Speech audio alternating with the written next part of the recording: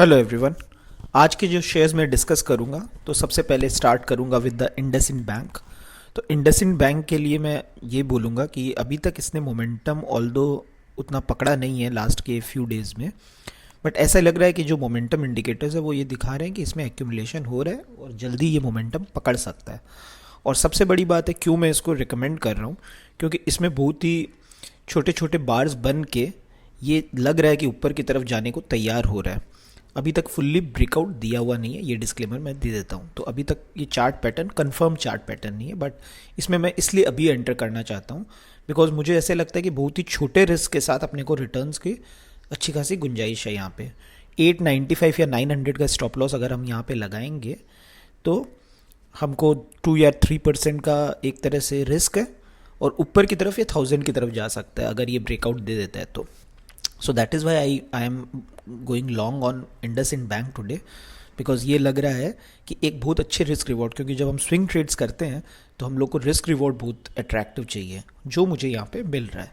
हो सकता है कि ये मेरी एनालिसिस गलत साबित हो जाए और इंडसइंड बैंक में प्रॉफिट्स नहीं भी आए, बट मेरी रिस्क बहुत कम है, इसीलिए मैं इसमें एंटर कर रहा हूँ और यहाँ पे रिटर्न्स की गुंजाइश भी है। सेकंड शेयर जो मैं रिकमेंड करूँगा वो है भारती एयरटेल। सो भारती एयरटेल अगर आप लास्ट के कुछ दिनों का पैटर्न्स देखोगे तो ये धीरे धीरे स्टेप वाइज ऊपर जा रहा था। यहाँ पे इस एरिया में जाके काफ़ी कुछ कंसोलिडेट किया है, बट कल इसने ऊपर की तरफ वॉल्यूम्स के साथ ब्रेकआउट दे दिया है।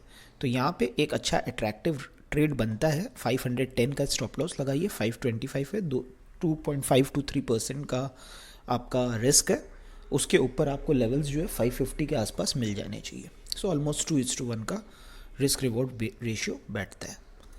एक शेयर जो पब्लिक सेक्टर में बहुत अच्छा ब्रेकआउट दिया है आफ्टर अ लॉन्ग कंसोलिडेशन वो है कॉनकोर। कॉनकोर अगर आप देखोगे तो एक बहुत बड़े कंसोलिडेशन में था इस तरफ, और उसको ये कल ब्रेकआउट की तरफ निकल गया है। 434 पे कल जाके इसने क्लोजिंग दी है।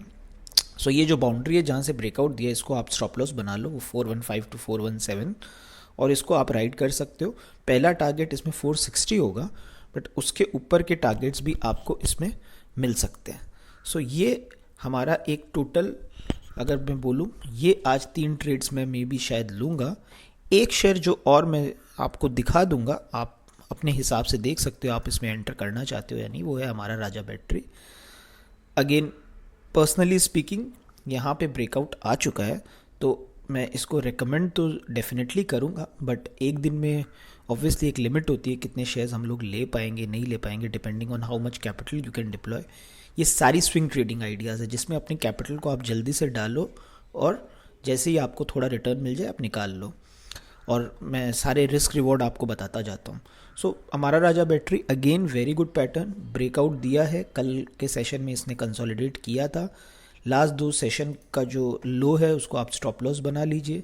रफली मैं बोलूँगा ये होगा 959 या 958, उसको लगा के आप इस पर ट्रेड कर सकते हो। 1050 के टारगेट्स इसमें बनते हैं। So these are the 4 shares I would recommend for today.